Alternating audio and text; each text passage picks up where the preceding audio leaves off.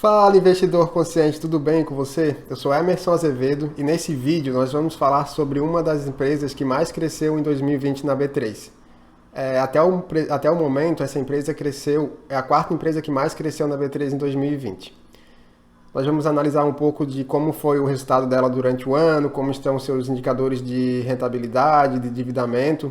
Vamos fazer um overview geral da empresa e no final calcular o valuation para ver se ainda é vantajoso ou não investir nessa empresa. Só lembrando, antes de começar, que esse vídeo não é uma recomendação de investimento, ele tem intuito meramente educativo, é para você saber como analisar uma empresa na hora de investir e não para você tomar a decisão, e não para você seguir a minha decisão. Nunca siga a decisão de outras pessoas sobre o seu dinheiro. Sempre saiba qual decisão tomar, você é o dono do seu dinheiro, você sabe onde investir ele. Então vamos começar analisando a história da empresa. Era uma vez, sempre que uma história começa com Era uma vez, ela é mais legal, né? Então vamos começar com Era uma vez. Era uma vez um país onde precisava se investir mais em extração de petróleo. A única extratora de petróleo que existia nesse país, ela não dava capacidade das futuras demandas que viriam. Então, em 2008, foi fundada uma empresa com o nome de BN16 Participações. Na época, a empresa foi fundada como uma sociedade limitada, com capital somente para aqueles acionistas. Em 2009, essa empresa passa a se chamar HRT Participações.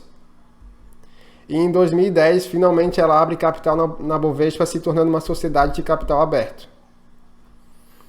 E em 2015, ela muda o seu nome para PetroRio, após uma mudança na sua gestão, trocou diretor, trocou presidente, ela mudou o nome para PetroRio e as ações ordinárias começaram finalmente a ser negociadas na B3, com o código de PRIO3. E é essa PetroRio, que tem a ação PRIO3, que nós vamos analisar hoje. Como ela é uma petrolífica, ela faz a extração de petróleo, ela é concentrada em alguns poucos ativos que dão uma grande produção para ela. Ela tem basicamente, no momento, 4 ativos, até 2020. O primeiro é o Campo de Polvo, que foi adquirido em 2013 e é operado 100% pela PetroRio, então ela tem 100% da operação desse campo. Ele hoje produz 9,9 mil barris por dia de petróleo. O segundo é o Campo de Frade, que foi adquirido 18% dele em 2018 e em 2019 a PetroRio adquiriu mais 51%. Hoje esse campo tem uma produção de 18 mil barris por dia. E o terceiro campo de petróleo é o Campo de Tubarão Martelo, adquirido agora em 2020, 80% dele, e ele tem uma produção diária de 8,2 mil barris. E além disso, a PetroRio ela tem participação num quarto campo, que é um campo de gás, que foi adquirido em 2016, 10% dele. Os outros 90% ele pertence à Petrobras. Então é um campo que é operado pela Petrobras com auxílio da PetroRio. Isso é muito interessante essa negociação entre as duas empresas, esse 10% para a PetroRio e 90% para a Petrobras, porque cada uma adquire o que é de melhor da outra, né? A PetroRio vai lá e mostra para a Petrobras alguns processos que ela faz mais eficiente, que pode reduzir o custo, e em troca disso a Petrobras mostra toda a experiência que a Petrobras tem em gerenciamento de extração de gás, que há mais de 50 anos a Petrobras faz isso. Então é algo muito interessante para ambas as empresas. Agora que a gente já conhece um pouco da história da PetroRio, vamos ver os números dela. Começando a analisar primeiro a DRE. Essa primeira linha de receita, ela está desde 2011 até 2020. A gente percebe que a receita da PetroRio ela cresceu muito, aqui é em reais mil, então é 14 milhões, tá? 14 milhões em 2011 para 1,5 bi em 2020. Então, conforme foram adquiridos novos campos, a empresa foi crescendo demais a sua receita. Por exemplo, aqui, em 2014 teve esse salto.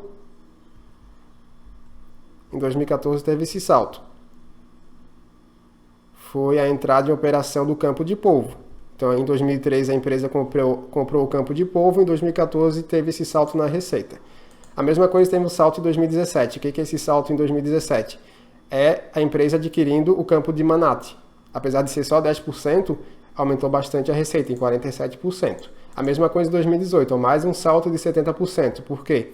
Foi a compra, a aquisição do campo de Frade, 2018 e 2019. Então ela comprou uma parte em 2018 e uma parte em 2019. Fez com que a receita crescesse 70% em 2018 e mais 70% em 2019. E agora ela comprou recentemente o campo de Tubarão Martelo, 80%. Então já cresceu um pouco a receita dela, 16% em 2020, mas se tem uma expectativa que continue crescendo mais no ano que vem por causa dessa nova aquisição que a empresa fez.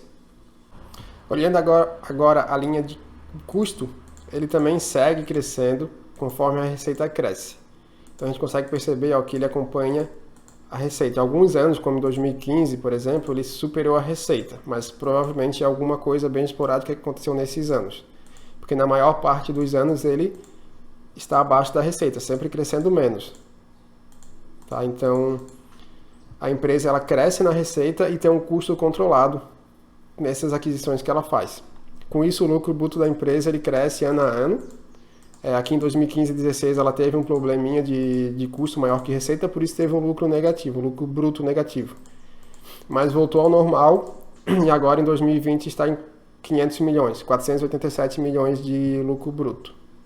A despesa operacional, a gente vê também que ela tem uma variação bem grande, alguns anos ela cresce, outros anos ela diminui. Aqui é porque é lançado muito ajuste de compra e venda de investimento. Quando a empresa ela investe em algum ativo, ela tem que fazer alguma reclassificação contábil, que não impacta a caixa, é só uma reclassificação contábil que acaba impactando muito a despesa operacional. Que é o caso, por exemplo, aqui de 2020, nesse setembro de 20.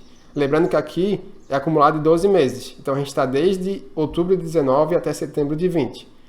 Aqui no ano de 2019, com a aquisição do campo de Frade, 51% do campo de Frade, a empresa ela teve que fazer uma reclassificação contábil que acabou impactando a despesa operacional. Então aqui dentro desse valor, se eu mostrar aqui para vocês o release de 2019 da empresa, a PetroRio, está escrito aqui no próprio release que ela teve outras receitas e despesas operacionais que provocaram um impacto positivo que não é efeito caixa sobre a despesa operacional, que é pela aquisição do campo Frade. E se a gente for mais para cima um pouco, a gente consegue ver que esse valor é esse 478 milhões. Então tem 478 milhões de despesa operacional que está aumentando o resultado, mas é algo esporádico pela aquisição do campo de Frade. Então para isso não impactar a nossa análise, eu vou acabar tirando ele aqui manual mesmo, vou diminuir o 478.885. Deixa eu voltar lá para o Excel. Então eu vou diminuir esse valor aqui do Excel. Aqui na despesa operacional eu vou tirar o 478.885 e mesmo assim a gente consegue ver que a despesa operacional dela está abaixo da média dos últimos anos, está 58 milhões. Então ela tem uma despesa operacional controlada. Com isso, o EBIT da empresa, que foi negativo nos primeiros anos por causa da despesa operacional elevada, agora ele começa a ser positivo. Inclusive esse ano, tirando aquele evento esporádico que teve, a empresa teve um EBIT de 428 milhões. O resultado financeiro da empresa ele é muito impactado pelo dólar, então quando o dólar cai ela tem resultado financeiro positivo, quando o dólar sobe ela tem resultado financeiro negativo. Aqui nesse ano, pela alta do dólar, ela teve esse 500 milhões de resultado negativo do resultado financeiro. Imposto de renda e contribuição é normal, é sobre o lucro dela. Em alguns anos, como ela tem mais resultado financeiro, como o resultado financeiro está prejudicando mais do que o EBIT, ela acaba não pagando imposto e isso gera um crédito para se beneficiar no futuro. Então, no final, a empresa, em setembro de 20, considerando os últimos 12 meses, gerou 44 milhões de lucro.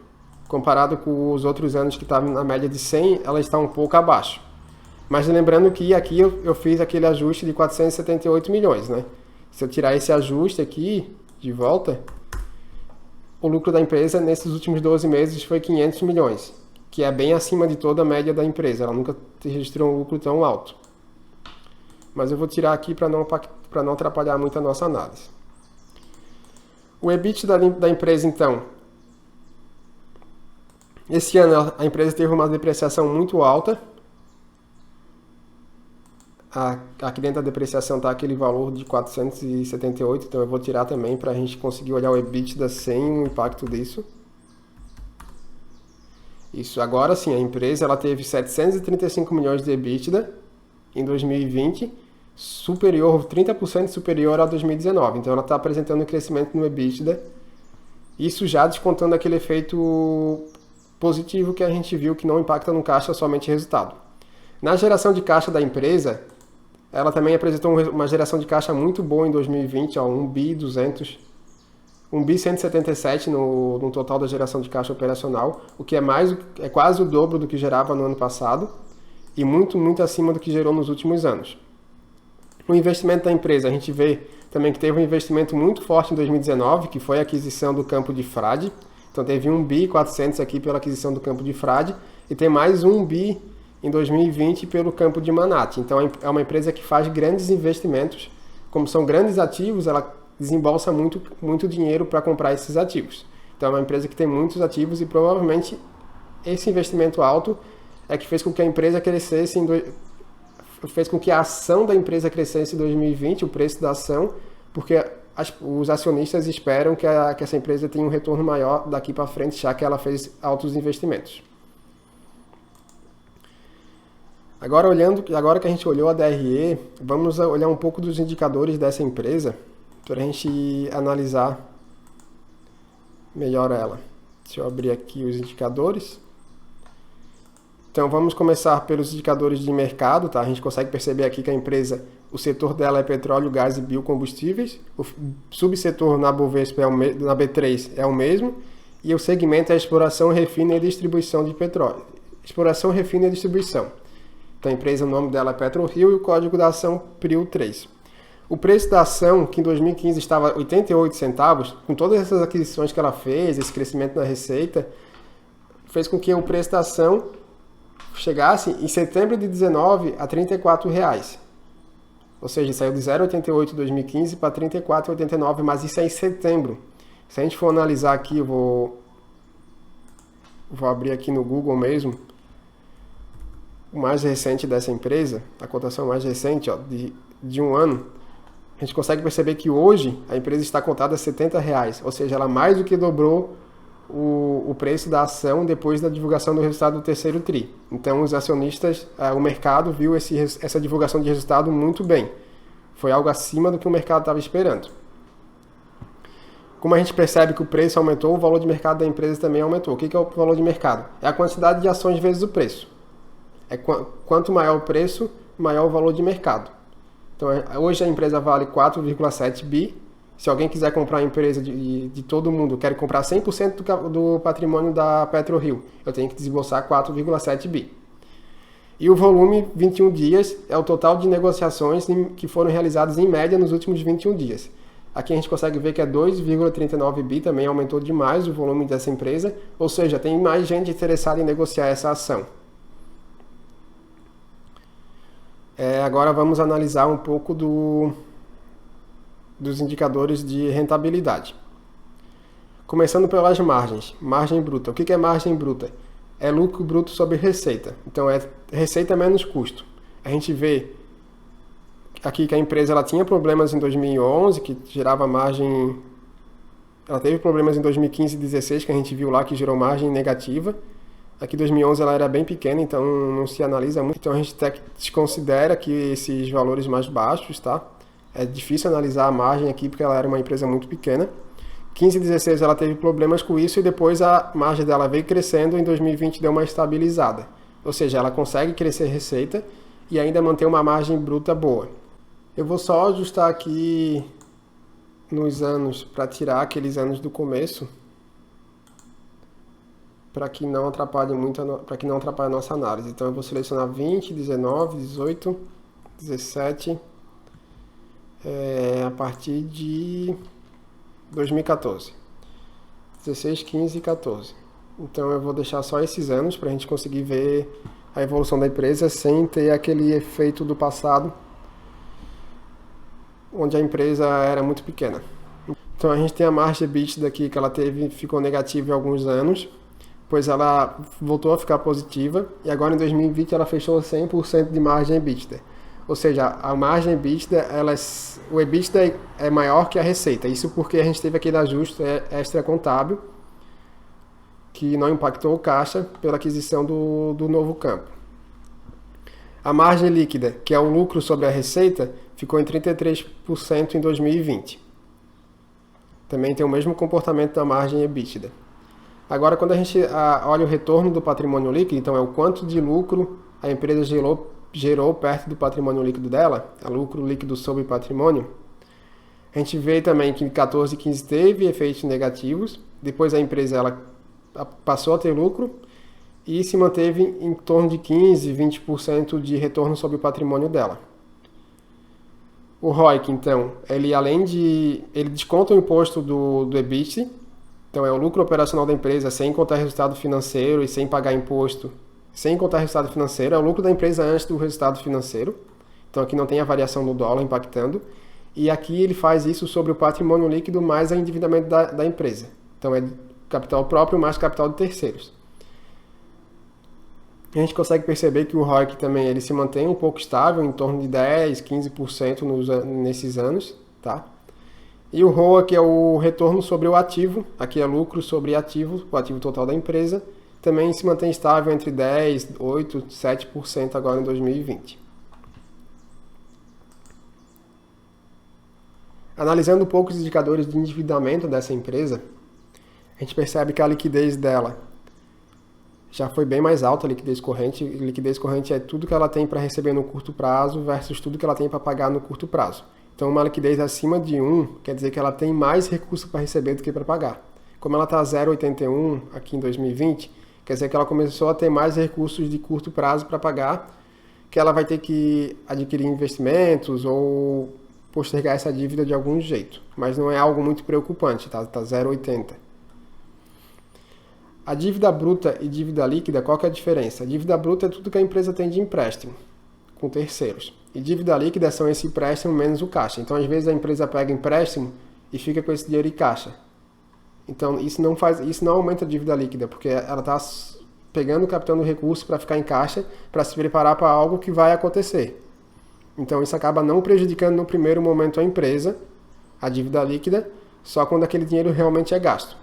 A gente consegue perceber aqui que no caso da PetroRio, até 2018, ela tinha mais caixa do que dívida. Então ela tinha uma dívida bem pequena, de 300 milhões, mas o caixa dela era 800 milhões. Então ela tinha uma dívida líquida de 500 milhões negativo.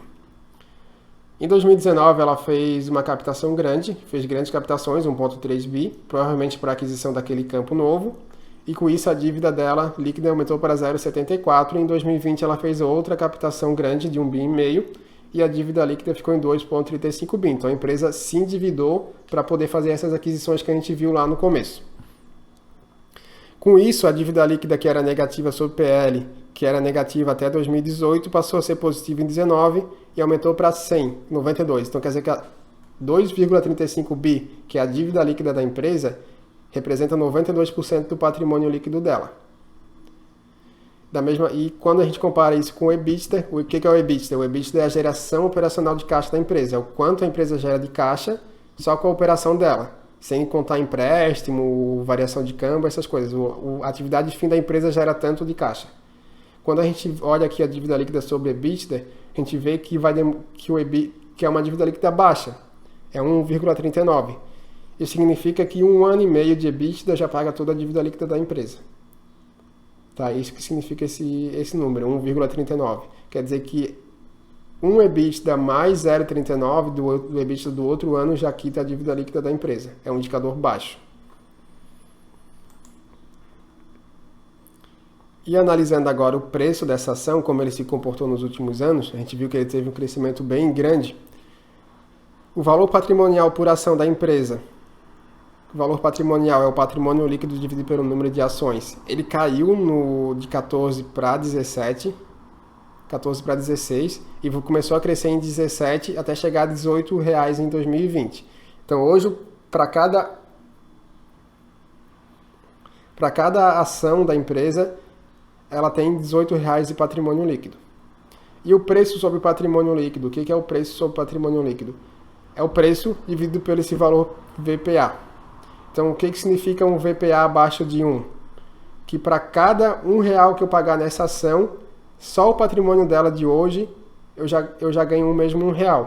Então, se eu paguei aqui em 2014 20 centavos numa ação, se a empresa fechar hoje, vender todos os seus bens e pagar todas as suas obrigações, ela vai me gerar R$ 1. Então, eu vou ter um lucro de 80 centavos. Isso se ela fechar hoje. Aqui considerando o 0,21, né? Como o preço da ação ela cresceu muito nos últimos anos, esse valor, o mercado meio que viu que estava negociando abaixo. Então, tinha um valor patrimonial abaixo do que... O preço estava abaixo do valor patrimonial, que não é muito condizente, né? Já que a empresa tem mais bens do que ela está sendo negociada, então vale a pena comprar ela. Então, o mercado precificou isso e aumentou para 1,86. Então, se eu comprar hoje uma ação dessa empresa e ela encerrar hoje a atividade, eu perco 86 centavos. Então, quem está comprando a ação dela é porque espera uma rentabilidade maior no futuro. Vamos comparar então o preço de mercado dela, que é o EV, sobre o EBITDA. O que é o EV? O EV é o valor de mercado mais a dívida líquida dela. Então a gente consegue ver que hoje ela precisaria de 4,17 anos para pagar todo o seu valor de mercado. Então, em 4,17 anos de EBITDA, a empresa ela paga sua dívida e remunera o valor que os acionistas pagaram nela. Outro indicador bem importante é o lucro por ação. O que é o lucro por ação? Que é o LPA. É o quanto a empresa gera de lucro para cada ação. Então, se você tiver uma ação dessa empresa, quer dizer que essa empresa em 2020 ela gerou R$ 3,88 de lucro para essa ação que você tem. E o preço sobre o lucro, que só o lucro não faz sentido, né? Se ela gerou R$ 3,88, mas ela vale R$ 100, é um valor bem baixo. Então a gente faz aqui o preço sobre lucro, que é comparar o preço que você paga sobre o lucro que ela gerou. Então quer dizer que a ação ela vale 9 vezes o lucro dela. Então se ela gerou aqui R$ 4 de lucro, R$ 4 de lucro, ela vai estar valendo 4 vezes 9, que é o preço sobre lucro. Então o custo dela nesse momento era R$ 36. O preço dela era R$ 36. É isso que significa. Então a gente vê que tinha um preço sobre lucro bem baixo aqui em 16, 17. Depois aumentou bastante 18 e 19, porque a ação subiu e o lucro não acompanhou naquele primeiro momento, mas esse ano, com o aumento do lucro da empresa, esse preço sobre lucro voltou a cair. Então, de indicador de rentabilidade, de indicadores era isso que a gente tem que analisar, esses são os principais, tá? Existem muitos outros indicadores, mas esses que eu mostrei aqui são os principais que a gente analisa, para analisar uma empresa, para realmente ser bom no mercado de ações, a gente tem que fazer o básico muito bem feito. E esses indicadores são o básico. Nem todos funcionam para essa empresa. Alguns funcionam mais, outros funcionam menos, mas esses são o básico que a gente analisa em todas as empresas que a gente decide ou não investir. E agora vamos calcular o valuation dessa empresa. O que é o valuation? O valuation é você projetar o quanto essa empresa vale no futuro, quanto essa empresa vai gerar de caixa no futuro e trazer isso a valor presente hoje para comparar se o preço dela está valendo a pena a gente comprar mais ação ou não. Tá? Existem algumas variáveis no valuation que mudam muito o resultado final. E aí a gente meio que arbitra algumas variáveis para poder chegar nesse valor. Tá? Então, cada pessoa que fizer o valuation ele vai ter uma análise diferente. A gente vai fazer aqui um valuation dessa empresa. Eu vou utilizar... A gente vai fazer uma análise com base no que a gente já viu até agora, tá? A primeira linha que a gente precisa analisar é a receita. A gente viu que a receita ela vem crescendo ano a ano. E a gente precisa definir uma premissa do quanto a receita vai crescer daqui para frente. A empresa adquiriu um novo campo em 2020. Então a gente espera que ela tenha um crescimento daqui para frente nesse campo, né? Eu vou colocar aqui um crescimento de 15% em 2021, que é por causa da aquisição desse novo campo. Tá? É um valor que eu espero. Esse valor é meio arbitrário, mas é o que faz a diferença de valuation de uma pessoa para outra. E depois disso eu vou botar um crescimento de 2,5%, que é o quanto se espera que cresça o PIB do Brasil. Então eu vou dizer que a empresa vai crescer conforme cresce o PIB, conforme o país cresce. Aqui no custo, Quando a gente analisa o custo da empresa, o release de 2020, a gente vê que ela promete que tem uma grande redução de custo a fazer nesse último campo que foi adquirido. Então vai reduzir em mais de 50% o custo dele. Então eu vou definir como premissa que vai se manter o mesmo custo em 2021, por causa dessa redução que ela pretende fazer. Então eu estou sendo até conservador, porque ela disse que vai reduzir esse valor, e eu estou mantendo igual, e depois crescer no mesmo montante que a receita, 2,5%. Com isso a gente vê um lucro bruto aqui mais estável em 700 milhões, que é 50% maior que o de 2020, e depois ele se estabiliza. Aqui na receita, eu vou considerar uma receita... Hoje está em 58 milhões, porque eu tirei o efeito da compra do último campo. Então eu vou botar aqui a despesa crescendo 200% em 2021, chegando a 176 milhões, depois disso também crescer 2,5%. Vai se manter mais estável. É uma premissa que eu poderia aumentar. Vou botar 250 para ser um pouco conservador. Fica em 200 milhões, fica algo melhor. Com isso a empresa vai ter um EBITDA de em torno de 500 a 550 milhões por ano. Tá? Imposto de renda e contribuição aqui a gente usa o que foi a média dos últimos anos, tá? Então a empresa paga em média, aqui está positivo. Eu vou deixar zerado porque ela não vai gerar imposto positivo todo ano. Como é algo que ela gera positivo, gera negativo, não dá para saber o percentual exato dela, então a gente zera para ficar mais correto. O investimento. A empresa é uma empresa que investe muito. Como a gente está considerando no valuation a premissa de que ela não vai fazer novos investimentos, porque a receita está crescendo só 15%, que é pelo campo que ela já comprou, e depois cresce só conforme cresce o país, então eu vou reduzir aqui o investimento para...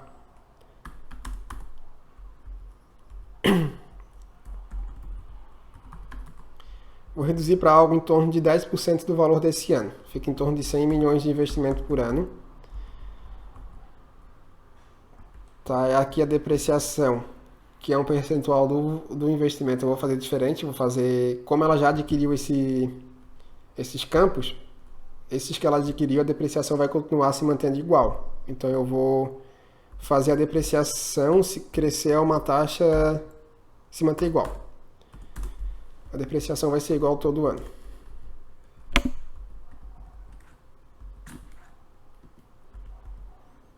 Por que isso? Porque eu estou considerando que ela vai amortizar os campos que ela já comprou. Então, todo ano ela amortiza uma parte desses campos. Capital de giro, aqui é uma média, a empresa tem um capital de giro bem baixo. Então, é 15, 14 milhões por ano. Eu vou fazer aqui uma média de crescer igual cresce a receita, 15% no primeiro ano e depois 2,5%. Com isso a gente chega no fluxo de caixa livre, que é o quanto a empresa vai gerar de caixa naquele ano. Aqui para 2021 a gente está projetando 711 milhões de fluxo de caixa livre. E ele vai crescendo até chegar a 753 em 2025. Com todas essas premissas que a gente assumiu, né? A taxa de desconto, então. O que eu coloquei a taxa de desconto? Eu coloquei 6%. Por que 6%? 6% é o quanto se espera que o CDI valha renda em 2023. É o quanto o mercado espera que seja o CDI em 2023. Ou seja, é um investimento de longo prazo. Ser o investimento mais seguro do país a longo prazo. 6%. Então, quando a gente coloca uma taxa de desconto de 6%, quer dizer que a gente quer que essa empresa renda no mínimo 6%. É isso que significa a taxa de desconto. Ou seja, eu quero que o mínimo do retorno desse investimento seja 6%. O que vier mais do que isso, para mim, é lucro. Tá? Então, descontando esse caixa livre pela taxa de desconto, a gente chega em 670 milhões e 21. E esse valor vai reduzindo porque o prazo é mais longo e por isso eu tenho uma taxa de desconto maior. E a perpetuidade... O que é a perpetuidade? A empresa ela não acaba em 2025. A empresa ela continua para sempre. Ela adquiriu os ativos e enquanto tiver óleo lá, ela vai extrair. Então, a gente tem que considerar uma premissa que é manter esse lucro por mais tempo. Não faz sentido eu projetar, por exemplo, até 2100, porque aí ia ficar muito dado e não traz nenhum ganho lógico para o valuation. Então a gente considera uma premissa que é uma perpetuidade de 2,5% ao ano, que é a expectativa do PIB do país, que é o mesmo que estou crescendo aqui a receita, descontada a uma taxa de 6%. Então, com isso, a gente espera que na perpetuidade a empresa valha 21 bilhões. Tá? Então, trazendo aqui a valor presente, o valor do fluxo de 3 bi nos próximos 5 anos, mais a perpetuidade de 21, o valor da empresa, segundo o nosso valuation, é 24,6 bi. Ela tem uma dívida líquida hoje de 2,3 bi, então, descontando essa dívida líquida, o nosso valor justo que a gente calculou é de 22,2 bi para essa empresa. Com uma quantidade de ações de 135 milhões de ações, a gente chega num valor justo por ação de R$ 165, R$ 164,59. Se a gente for olhar aqui no Google, deixa eu botar aqui o Google, a empresa hoje está valendo R$ 70. Então, considerando todas essas premissas que a gente assumiu, a empresa hoje ela está sendo negociada com desconto. Mas é importante que a gente saiba que esse desconto ele só existe se realmente acontecer essas premissas. Porque se tiver uma variação aqui, por exemplo, ao invés do custo se manter estável, o custo subir 50%, a empresa ela já vale R$ 18. Então é algo muito variável, a gente tem que tomar muito cuidado com essas premissas do valuation. Então é isso, pessoal. A gente analisou toda a empresa, conheceu a história dela, viu os indicadores, conheceu o DRE, indicadores de rentabilidade, de mercado, endividamento e fez um valuation. Lembrando que o valuation é muito variável pelas premissas que a gente assumiu. Então, eu espero que vocês tenham gostado, que vocês tenham entendido como funciona a análise de uma empresa e que isso sirva não para vocês tomarem uma decisão agora se vocês compram ou não a PRIO, mas que vocês saibam como analisar uma empresa, quais são as principais quais são as principais variáveis que a gente olha quando compra uma empresa, quando decide investir numa empresa. Espero que vocês tenham gostado. Então, até o próximo vídeo.